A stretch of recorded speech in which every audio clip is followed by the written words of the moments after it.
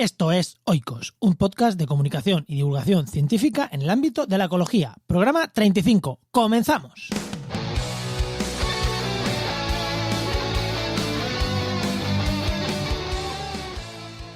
Hoy hablamos de biodiversidad. ¿Qué es? ¿Para qué sirve? ¿Cómo se mide? También de un cambio en el paradigma especie-área. Y bueno, y una curiosidad sobre el plancton que a mí me ha dejado loco.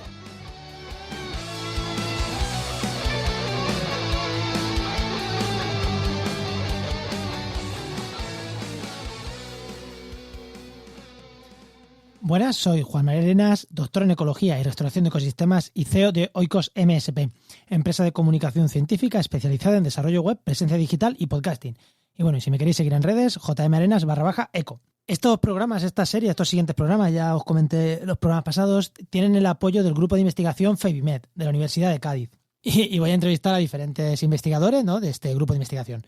Hoy en concreto a Óscar Godoy, que es una incorporación de hace un par de añitos, un investigador Ramón y Cajal, que estudia temas de biodiversidad y toda la parte numérica, ¿no?, que hay en el estudio de la biodiversidad, la parte de la biomatemática, la parte de la estadística, aunque él, como dice en la propia entrevista, él se considera un biólogo de bota, pero créeme que en la parte numérica y de datos, pues controla muchísimo. Así que con él vamos a hablar sobre qué es la biodiversidad.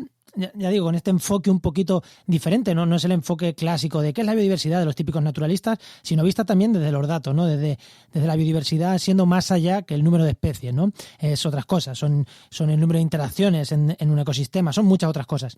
Y vamos a hablar de eso, de biodiversidad, qué es, para qué sirve, cómo se mide. Vamos a romper algún paradigma, ¿no? El paradigma de especie-área, que además área más especies, que es un paradigma que es una ley que se cumple, pero vamos a hablar con él sobre unas investigaciones recientes que le dan una vuelta al porqué de eso, ¿no? Va a romper algunos esquemas que muchos tenemos, yo el primero teníamos sobre eso. Y también, bueno, también me habla, también como curiosidad, pero me parece súper interesante, de un aspecto del fitoplancton, que son a la vez autótrofos, heterótrofos, que me ha parecido súper chulo. Ya veréis cuando lo escuchéis y lleguéis a esta parte, es decir, ¡up!, se os va a quedar la boca abierta como a mí. Así que nada, sin más, os dejo con la conversación que tuve con Óscar Godoy.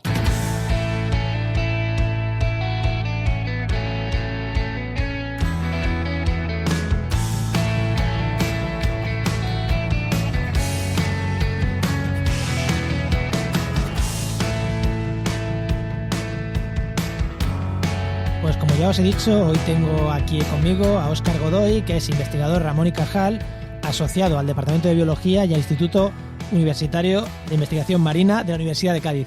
Muy buenas, Óscar, ¿qué tal?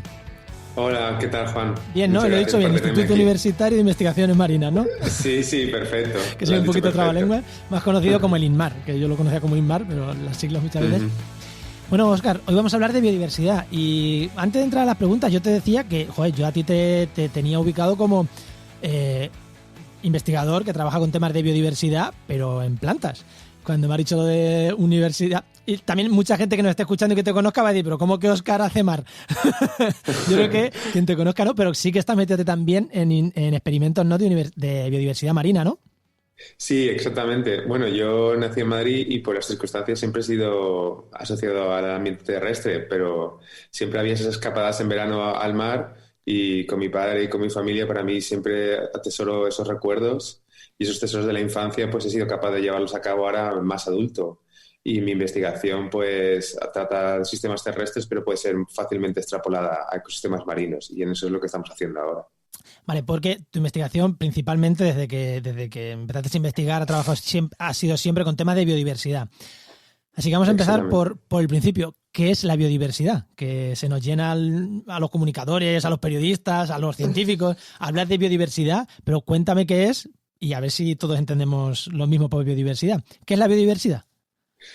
Pues es una muy buena pregunta y realmente la respuesta es compleja porque la biodiversidad puede tener muchas definiciones. Realmente biodiversidad, la palabra misma la dice, diversidad biológica y tradicionalmente se ha tenido en cuenta que era diversidad de taxones, diversidad de especies, número de pájaros que pueda haber en un bosque o número de plantas que pueda haber en unas dunas, pero también la diversidad tiene muchos otros aspectos. También puede ser el número diferentes de funciones que pueden establecer las especies en un ecosistema o el número diferente de interacciones que puede haber entre las especies.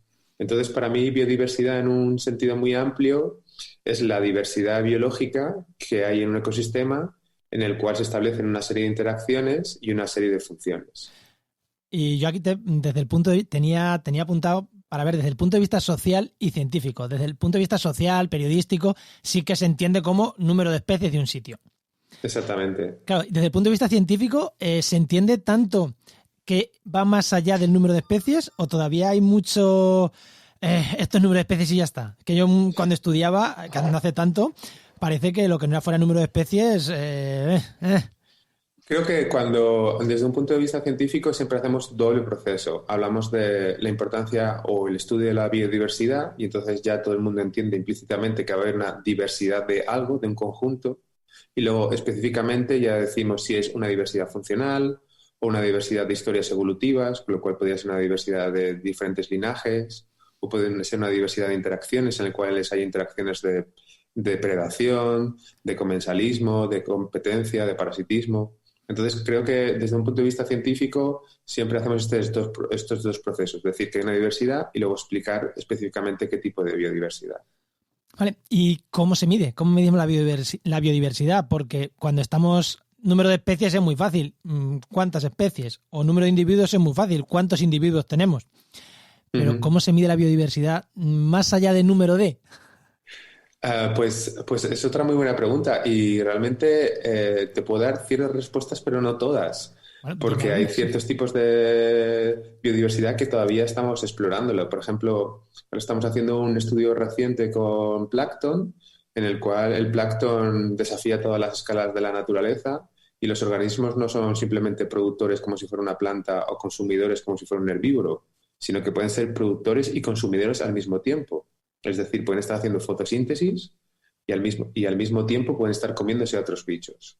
Entonces, ¿cómo medimos eso? Y no es simplemente que hagan todos la misma estrategia en función de su tamaño, de su historia evolutiva. Algunos son obligatorios en el sentido que tienen que producir fotosíntesis y comer al mismo tiempo. Otros son facultativos, que solo producen fotosíntesis cuando no hay alimento en el medio. Entonces, y esto mismo se está estudiando ahora.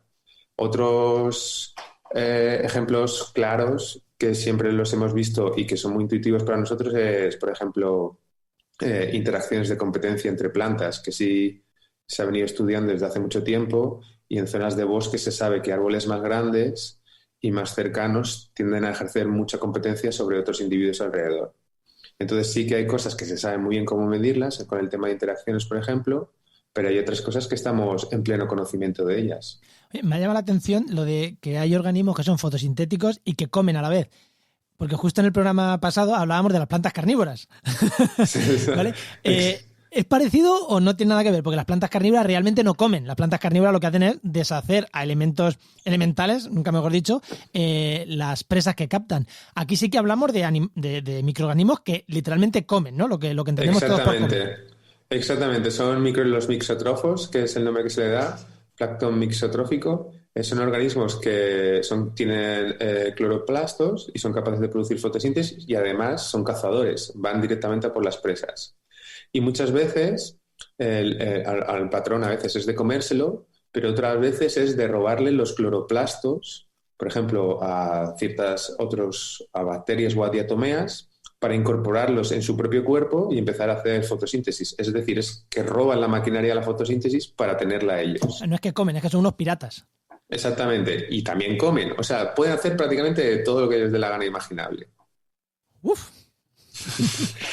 Mira que no tenía yo pensado preguntarte esto, pero me acabas de dejar loco.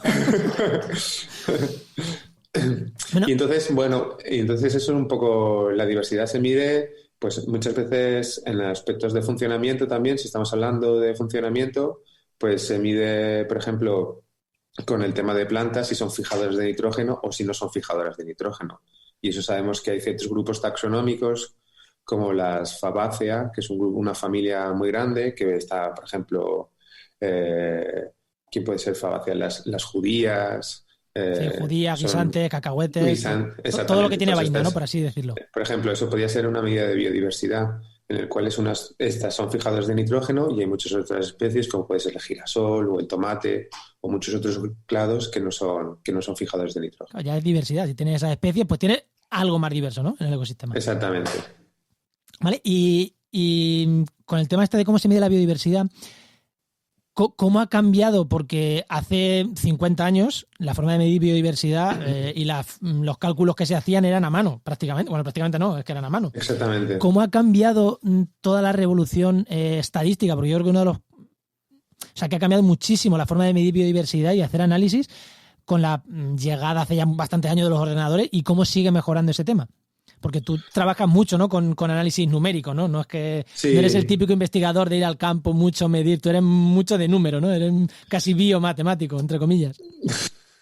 Bueno, yo me he considerado siempre biólogo de bota, de salir al campo, pero es verdad que necesidades de actualización continua de tu profesión, al final sí que tengo una componente muy fuerte estadística y sobre todo matemática, de modelos matemáticos. O sea que básicamente, como en cualquier profesión, tú empiezas de una manera y te vas reconvirtiendo de otra. ¿Cómo está cambiando actualmente el tema de, digamos, un poco lo que llaman ahora que está de moda la palabra inteligencia artificial, que realmente son análisis complejos numéricos?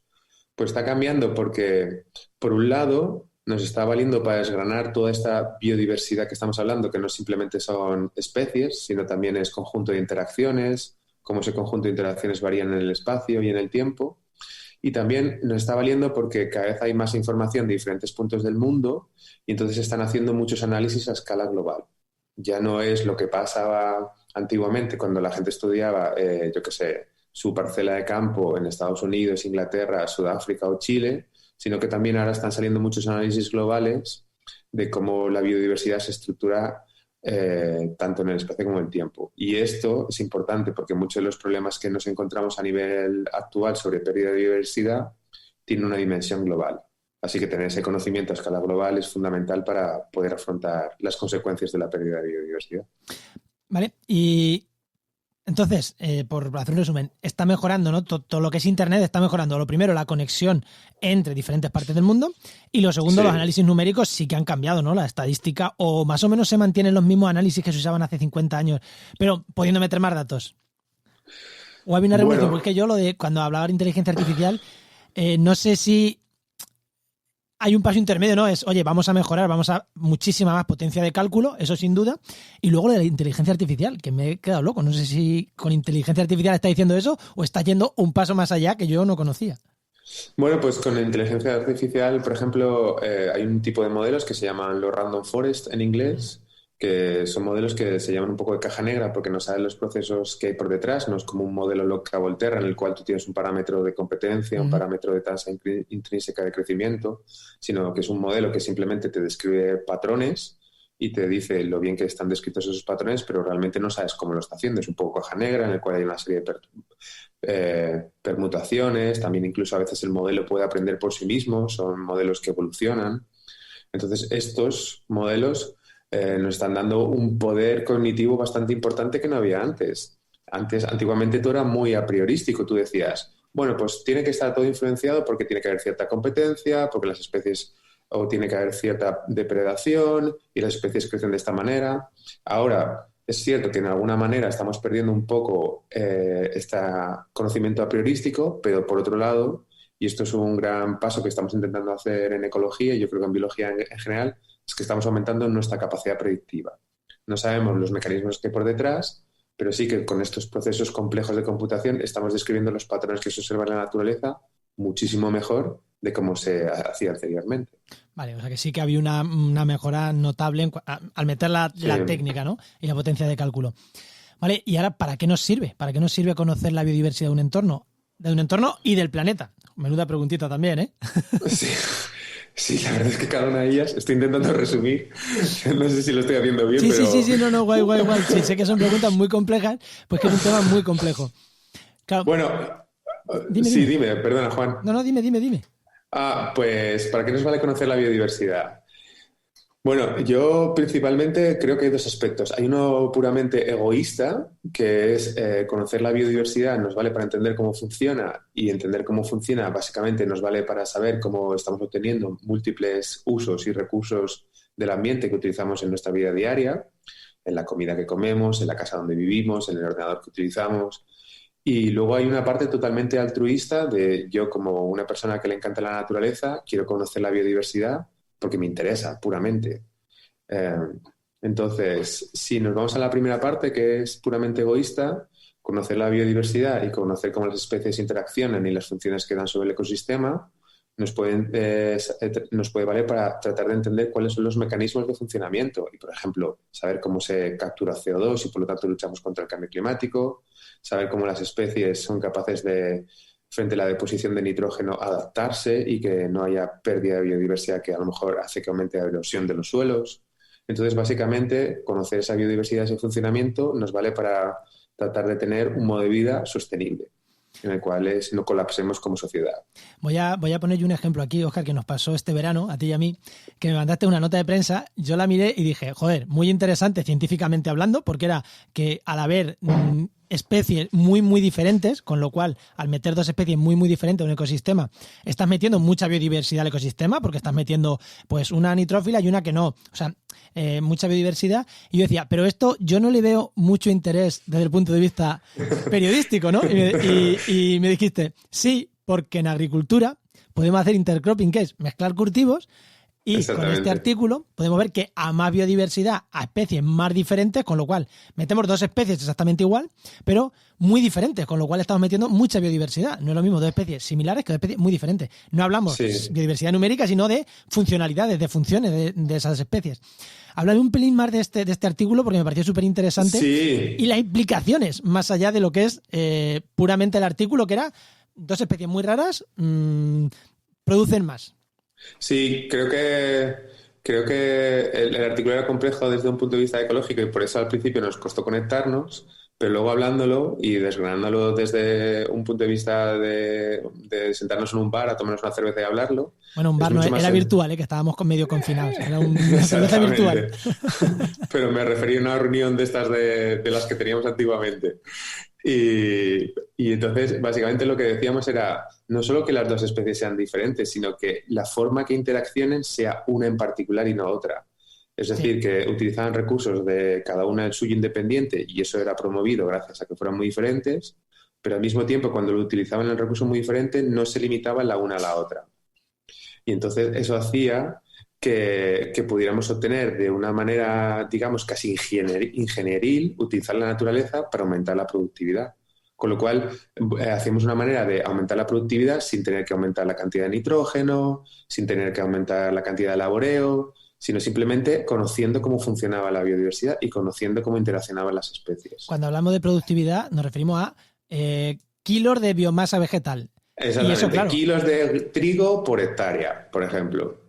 Lo descubristeis con vegetación salvaje, por así decirlo, con vegetación natural, no cultivada, pero claro, eso lleva a la cultivada, es que es clarísimo. Claro, exactamente. Incluso te da el pie para empezar a decir, bueno, pues voy a hacer coevolución de distintos cultivos, voy a tener 2 cultivos o 3 cultivos interaccionando entre ellos una serie de años hasta buscar justo los genotipos que son capaces de interaccionar de esta manera y sin necesidad de hacer ingeniería genética y sin necesidad de nada, sino con las técnicas tradicionales, combinados con avance moderno de cómo entender la biodiversidad, podemos maximizar los cultivos de tal manera que es una situación en la cual los dos ganemos. Las personas ganan en mayor productividad por hectárea de trigo o de girasol y al mismo tiempo reducimos los insumos de nitrógeno o de pesticidas o de lo que sea que pueda venir mal para el medio ambiente.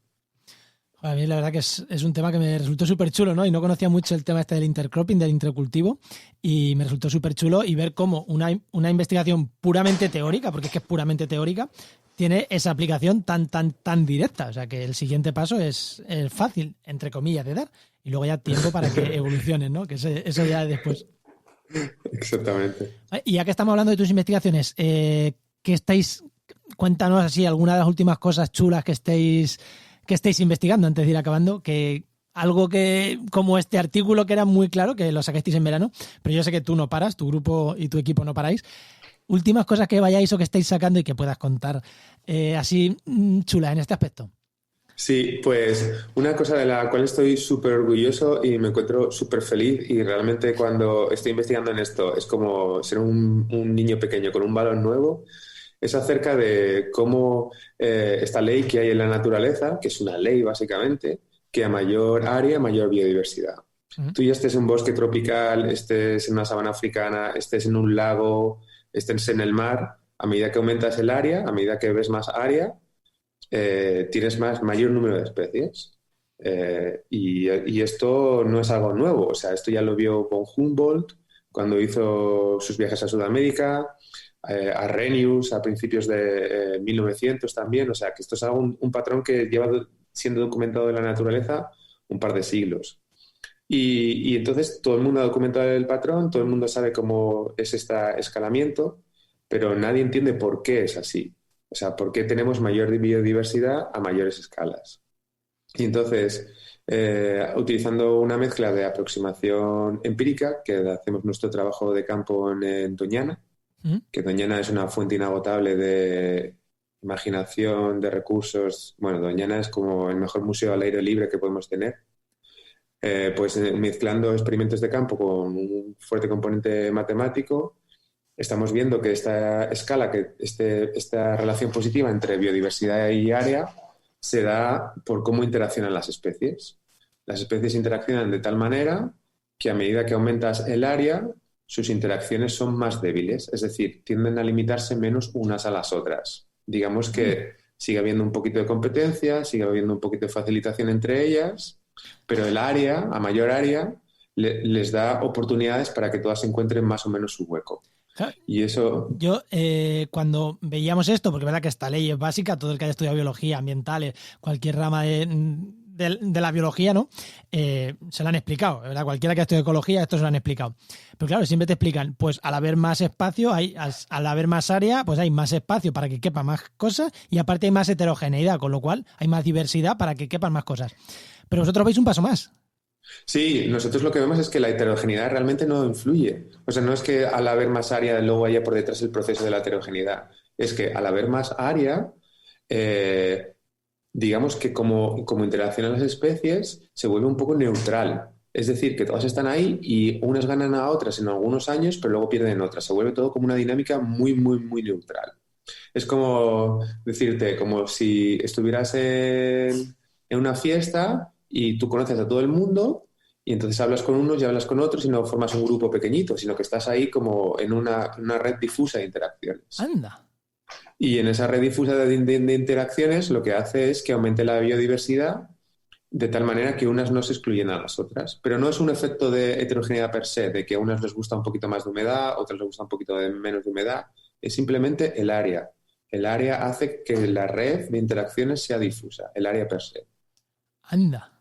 Entonces ahora lo que bueno, este estudio está bajo revisión ahora por pares y luego lo que intentaremos entender un poco es por qué esto es así, sobre todo por qué el papel de la heterogeneidad ambiental, que siempre se le había atribuido como un papel tan fundamental, porque no es importante comparado frente al área. Y esto tiene implicaciones muy serias, porque te está diciendo que es el área per se la que puede mantener biodiversidad. Con lo cual, si tú fragmentas área, que esto es lo que está ocurriendo con, por ejemplo, pérdida de hábitat, y cada vez tienes parques o naturales o nacionales o áreas protegidas que son realmente pequeñas, lo que está diciéndote la teoría y lo que estamos viendo en estos resultados es que estas áreas no podrán mantener la biodiversidad, porque lo que importa es grandes áreas, no grande heterogeneidad dentro del área.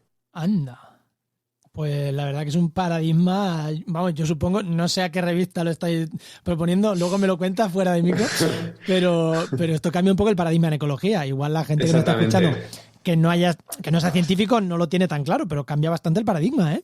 Sí, cambia mucho, sobre todo, aparte de por un conocimiento básico de cómo funciona la naturaleza, cambia mucho desde un punto de vista de manejo y conservación de los ecosistemas, en el cual si no tenemos grandes áreas o áreas conectadas, no seremos capaces de mantener biodiversidad. Ese es el mensaje claro que tenemos. O sea, lo de conservar con puntos redondos, lo de conservar como traje de flamenca con puntos redondos, cada vez ya tenía poco sentido, pero cada vez menos, ¿no? Cada vez menos, sí. Joder. Pues la verdad que es súper, súper interesante. Y antes ya de despedirnos, porque ya llevamos casi 20 minutos, siempre me voy, siempre. Esto son 20 minutos oicos, pero siempre nos vamos a la media hora, es así. Quería preguntarte por un aspecto. Pérdida de biodiversidad y cambio climático. Yo tengo claro que son cosas diferentes, aunque en algunos aspectos chocan o pueden ser comunes.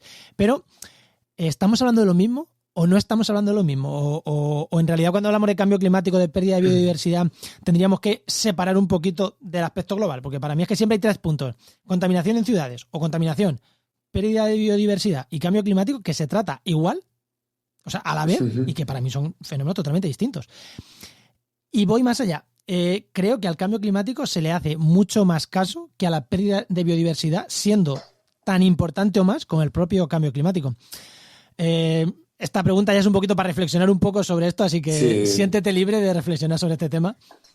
Sí, bueno, el cambio climático es solo un cambio global que estamos teniendo. Otros cambios globales muy fuertes son la introducción de especies exóticas invasoras, la deposición de contaminantes o nitrógeno, que no es un contaminante, pero debido a la cantidad de dosis que se ponen llega a ser contaminante para los ecosistemas, la intensidad en el uso del suelo, la pérdida de hábitat. O sea, hay una serie de motores de cambio global. Y parece que el cambio climático siempre es el que se lleva la guinda del pastel, pero es solamente un motor más. Lo que hay que tener en cuenta es que la pérdida de biodiversidad está ahí. Eso no significa que haya ganadores del cambio climático. Hay muchas especies que gracias al cambio climático han visto aumentados sus números o su extensión, pero en general el patrón siempre es negativo. Mayor pérdida de diversidad está asociado con factores como mayor intensidad de uso del suelo, mayor incidencia del cambio climático. Y yo creo que el cambio climático, digamos que es un motor de cambio global que es un poco paraguas, ya que engloba un poco a otros cambios, y entonces sí que está bien relacionar que hay que tener cuidado con estos cambios a nivel global porque hacen perder biodiversidad, pero creo que deberíamos irnos a una visión mucho más global. O sea, ya no hace falta saber lo que pasa con los osos polares en el Ártico. Puedes saber qué pasa principalmente, como yo, por ejemplo, que vivo en Andalucía, cada vez los inviernos son más cálidos, cada vez hace menos frío, y las consecuencias que está teniendo esto para muchos cambios en las distribuciones de especies. Entonces, creo que realmente, y esto ya es divagaciones totales, por ejemplo, ahora tenemos el tema del COVID, que todo el mundo está súper alarmado, y es para estarlo, por supuesto, pero creo que no estamos viendo venir el gran tsunami que hay por detrás. Y el gran tsunami que hay por detrás es la pérdida de biodiversidad, independientemente del factor que sea. Y si no nos ponemos las pilas ya en serio, o sea, esto no va a funcionar cuando tengamos unas pérdidas brutales de biodiversidad. O sea, la naturaleza no se recupera tan rápido. Entonces, si no nos ponemos las pilas ya, yo sinceramente lo veo complejo. Y ojo que no estamos hablando que cuando hemos relacionado COVID y biodiversidad, fíjate que no quería sacar este tema, pero yo lo siento, lo voy a sacar. No estamos hablando solo de que la pérdida de biodiversidad reduce, o sea, la recuperación de la biodiversidad reduce las enfermedades como el COVID, que está tan en los medios ahora. No, estamos hablando de algo incluso más allá. O sea, no solo estamos hablando de las enfermedades, sino que la pérdida de biodiversidad nos afecta a todo. Es que no podemos vivir. A todo, la cantidad de pasto que habrá para producir carne, la cantidad de área cultivable que habrá para producir vegetales, la cantidad de agua potable que tendremos directamente de lo que llueve, o si no habrá que tratarla con filtros y eso se da un coste económico, la cantidad de materiales que tendremos para construir casas o la cantidad de metales que podremos extraer para construir. O sea, es básicamente nuestro medio de vida. O sea, básicamente cualquier aspecto que tengas en casa, desde el cartón que utilizas desde que te llega un paquete de Amazon, si te apetece comprar por Amazon, hasta lo que sea, todo está relacionado con la biodiversidad, incluyendo medicamentos para luchar, por ejemplo, contra COVID. O sea, todo está relacionado. Y si lo perdemos, pues... O sea, la naturaleza va a seguir su curso, ¿eh? Esto no, que nadie se piense que, oh, Dios mío, el planeta se va a ir al carajo. No, el planeta seguirá. El principal problema que tenemos es nosotros, como sociedad, para seguir teniendo la capacidad de mantener el nivel de vida que estamos teniendo ahora. Que ya estamos jodidos. Yo creo que vamos tarde, pero bueno. Vamos a ser optimistas. Exactamente. Bueno, Óscar, que ya hemos llegado al final. Yo creo que le hemos dado un repaso a la biodiversidad en líneas generales. Si alguien quiere que entremos, oye, si alguien nos está escuchando, tú nos estás escuchando y quieres que entremos en alguna cosa en detalle, dímelo, que ya sea con Óscar o ya sea con cualquier otro, porque oye, Óscar conoce un montón de gente y seguro me puede recomendar gente muy buena. Claro que sí. Profundizamos en algún detalle. Ya sabéis que aquí en Oikos profundizamos en lo que nos pidáis, ahí vamos a profundizar seguro. Pero antes de despedirnos, Óscar, ¿dónde te podemos encontrar en redes sociales, página web, un momento spam o cualquier cosa que quieras spamear, ¿no? Un momento spam. Bueno, pues tengo una página web donde está mi grupo de investigación, nos llamamos Messi Lab, MESI porque pensamos que la ecología viene del término en inglés MES, que es un poco lío, y en el cual se pensaba que la ecología era un lío, pero pensamos que no, que hay reglas básicas, igual que hay en física, en química o en otras disciplinas, y eso es lo que nos tratamos de entender. Y podéis acceder a toda la información en www.oscargodoy.com. Y si no, tenéis también el Twitter, donde ponemos cosas sobre todo de ciencia, que es @eco_godoy. Y ahí básicamente podéis encontrar y seguir un poco lo que hacemos. Y totalmente abierto a si la gente quiere preguntar cualquier cosa, pues escribirme por mensaje directo o a la página web. Pues genial, Óscar. Muchísimas gracias por haberte prestado esta media horita larga que te he robado para grabar. Y nos escuchamos. Claro que sí. Muchas gracias, Juan. Un abrazo grande.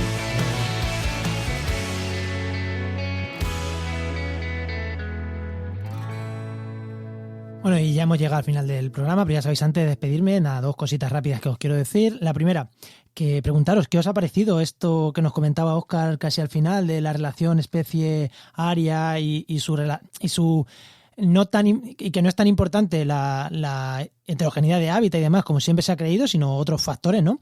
Más de relajación, interacción entre las especies. Dejadlo en los comentarios, ¿sabéis? Tanto en redes sociales como en podcastidae.com/oikos, y ahí podéis tener las notas de este programa y en los comentarios a ver si os acordáis de pasar por ahí y dejarme un comentario a ver qué opináis de esto. Joder, y también de lo del fitoplancton, que a mí me ha parecido alucinante, ¿no? Que se coman ahí se coman a otras especies simplemente para robarle los cloroplastos, me ha parecido alucinante.